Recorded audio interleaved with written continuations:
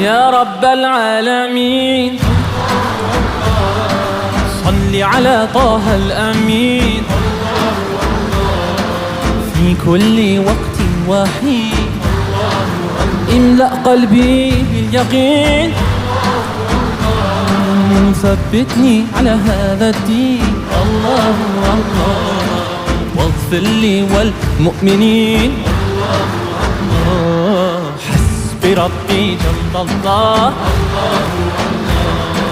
ما في قلبي غير الله نور محمد صلى الله لا إله إلا الله Allah.